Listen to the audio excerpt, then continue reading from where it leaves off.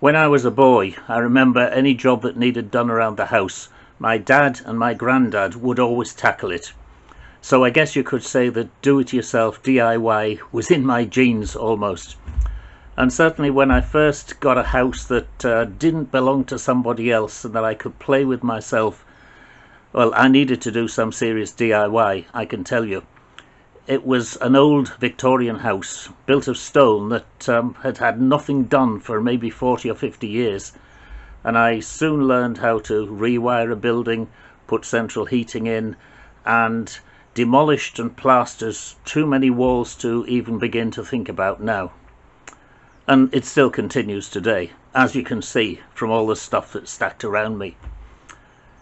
As I was thinking about this, I realized that actually the very first thing about God on the first page of the Bible is that God had fun making stuff, imagining how things might be.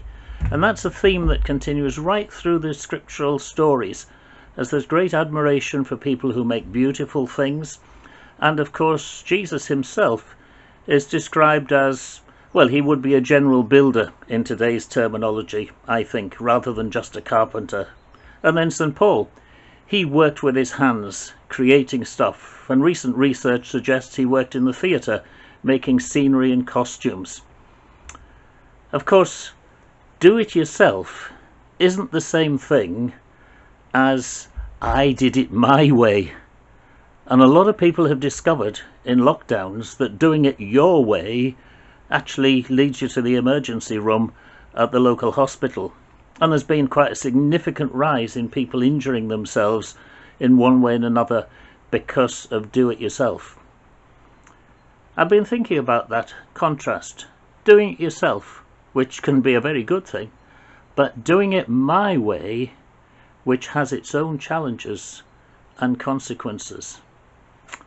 I'll be thinking about that quite a bit during this week. And I'll invite you to join me in working out what the difference is and what difference it can make to the way we live, not just our DIY lives, but everything that we do every minute of every day.